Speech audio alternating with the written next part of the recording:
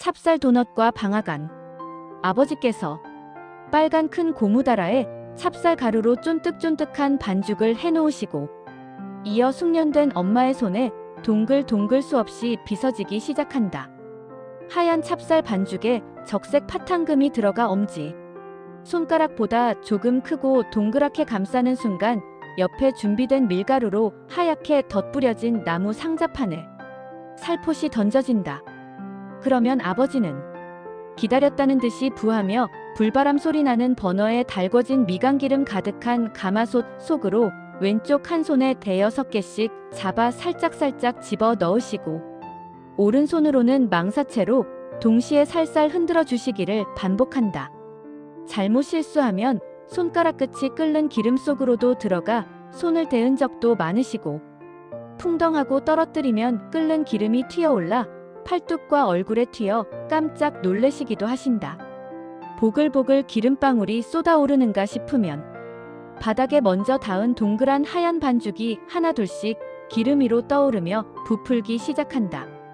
한 50여 개씩 넣어지기 때문에 서로 엉겨붙지 않고 바닥에 늘어붙지 않게 망사채로 살살 저어주고 흔들어주면 어느새 모두 위로 떠올라 반죽보다 두세 배 크게 둥글둥글 예쁜 모양이 만들어진다. 떠오른 도넛을 채로 힘껏 누르며 요리조리 저어줘야 터지지 않고 빵빵한 도넛으로 성형된다. 나도 해보았지만 쉽지 않은 반복된 동작이다. 손목과 팔뚝이 쥐가 날 정도이니 몇 분을 그렇게 돌리고 나면 노릇노릇하고 먹음직한 갈색의 예쁜 도넛이 건져 달라고 신호를 보낸다.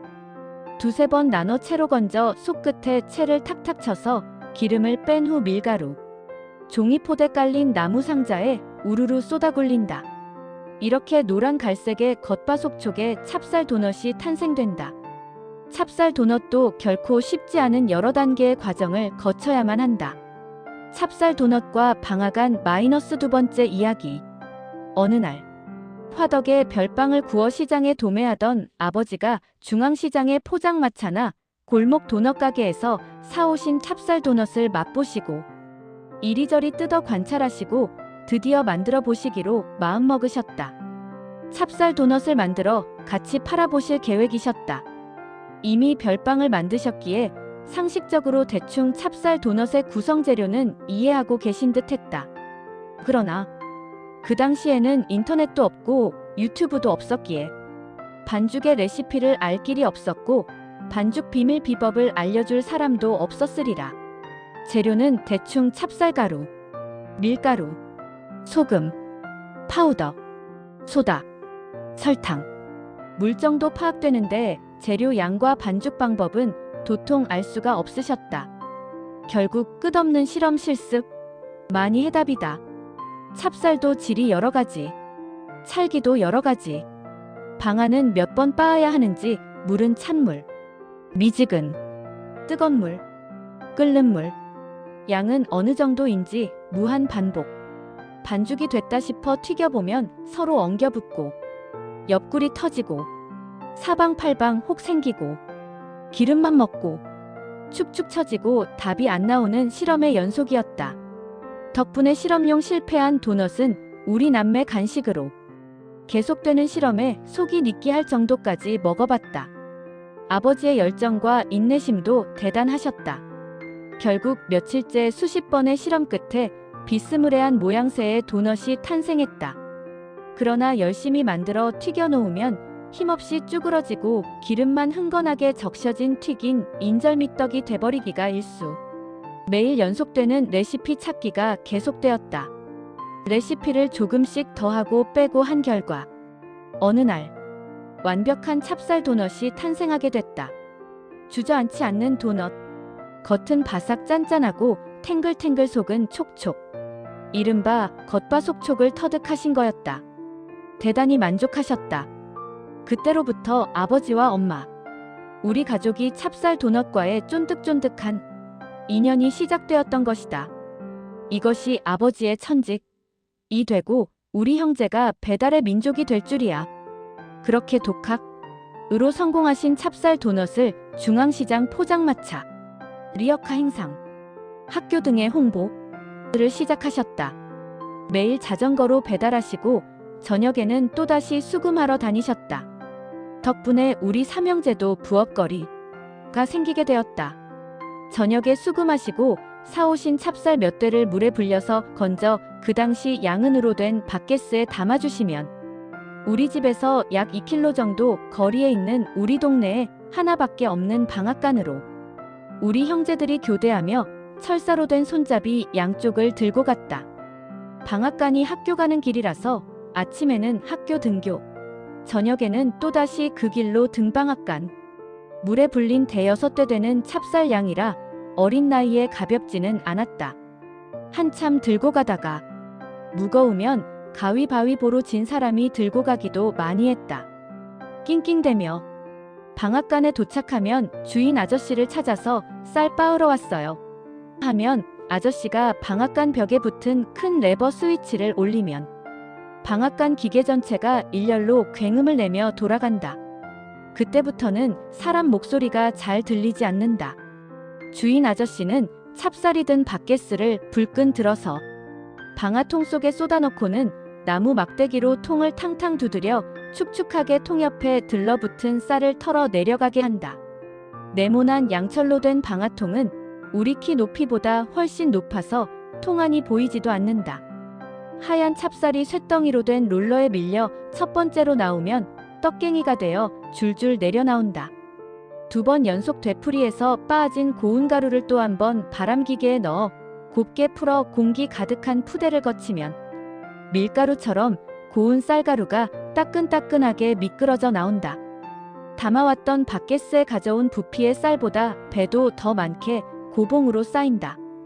그렇게 빻은 쌀가루를 다시 집으로 가져온다. 이것이 우리의 저녁 일과가 됐다. 그런데 문제가 생겼다. 문제는 아버지가 담아주셨던 쌀의 무게가 변하여 온다는 데 있었다. 오다가 흘린 것도 없는데 몇 번의 추적과 추리와 확인 끝에 어디서 사라졌는지 알게 되었다. 찹쌀 도넛과 방앗간은 세 번째 이야기. 방앗간에서 쌀을 빻을 때 방아통 속에 들어간 쌀이 첫 번째로 롤러로 밀려 나오고 두 번째 다시 한 번 더 빻을 때 방아통에서 어느 정도는 나오지 않게 하는 주인 아저씨의 놀라운 스킬 동작을 눈치챘다. 동생 정식이는 날렵하고 눈치도 백단 이라서 세심하게 아저씨의 동작 하나하나를 유심히 뜯어보았다. 주인 아저씨가 쌀가루가 다 빻은 양 방아통을 막대기로 탕탕 치고 미끄럼틀에서 쌀가루를 쓸어내리고는 마무리 동작으로 기계 스위치를 꺼서 멈춰버리는 것을 알아챘다. 아저씨, 통 속에 가루가 아직 남아있는 것 같아요 하며 까치발로 올려다보고 점프해서 본 결과 정확했다. 방아통을 더 두드려보고 다시 스위치를 돌려보라 하니 통에 남은 다 나오지 않은 양이 5분의 1 정도는 더 나오는 거였다. 이것으로 상습적인 아저씨의 행위는 종지부 를 찍게 되었다. 더 이상 우리들을 속이지 못하고 어김없이 정량의 찹쌀을 빻을 수밖에 없게 된 것이다. 그 당시 어린 생각에도 세상이 참 왜 이래? 애들이라고 얕보고 이렇게 얼렁뚱땅 속일 수 있는가 하며 아저씨를 다시 보게 됐다. 이렇게 해서 우리의 방과 후 일상은 시작됐다. 점점 납품이 많아지고 생산량도 많아져서 아버지와 엄마는 기상시간이 점점 빨라지게 되셨다. 아침에 도매로 도넛 가져가시는 조씨 아저씨, 이씨 아저씨, 아주머니, 또 우리 집 배달하는 서군 아저씨, 임군 아저씨, 이군 아저씨 사촌 대영이 형 등 모든 물건을 다 시간 안에 해내시려니 밤 12시부터 시작해야 아침까지 물건 빵 도넛, 고로케, 크림 도넛, 생도넛, 초코 도넛을 만들어낼 수 있었다. 우리 남매들이 다 자는 시간에 밤새 일을 하셨다. 지금 생각하면 얼마나 두 분이 고생하셨는지 유유. 그때는 어려서 잘 느끼지는 못한 것 같다. 아침에는 날마다 전쟁터가 된다. 서로 먼저 가져가시려고 다투기까지 하고 어머니는 졸면서 찹쌀 반죽과 씨름하셨고 졸음을 쫓으시려고 애매한 반죽만 연속 뜯어 입에 넣고 씹으시며 만드셨다. 졸으시며 눈 감고도 손은 움직이시는 모습을 많이 보았다.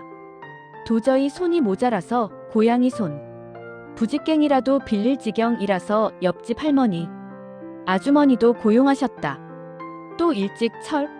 이난 정식이는 어린 나이이고 까불이였지만 일찍부터 엄마 아빠 고생하시는 모습이 안타까워 새벽에 일찍 일어나 학교 갈 때까지 고사리 같은 손으로 몇 판을 만들어 놓고는 학교에 갔다. 자금 생각하면 동생이지만 기특했다. 나는 철이 늦게 난고로 많이 도와드리지 못하고 잠만 잤던 것 같다. 그래도 엄마 아빠는 한 번도 억지로 일을 시키시지는 않았다.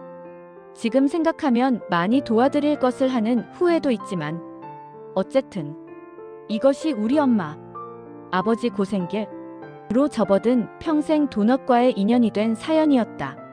지금도 그때 현란하게 움직이시는 두 분의 모습이 눈에 아른거린다.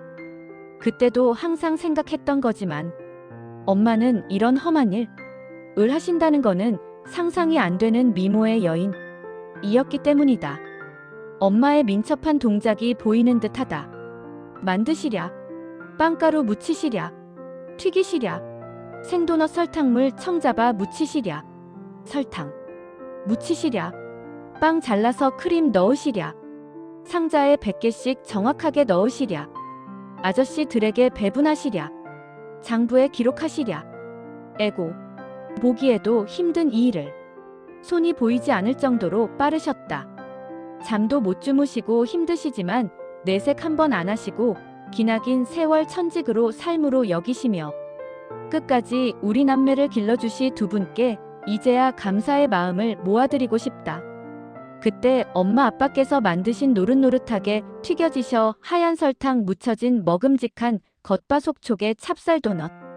고로켓. 생도넛이 먹고 싶어 눈에 아른아른 굴러다닌다.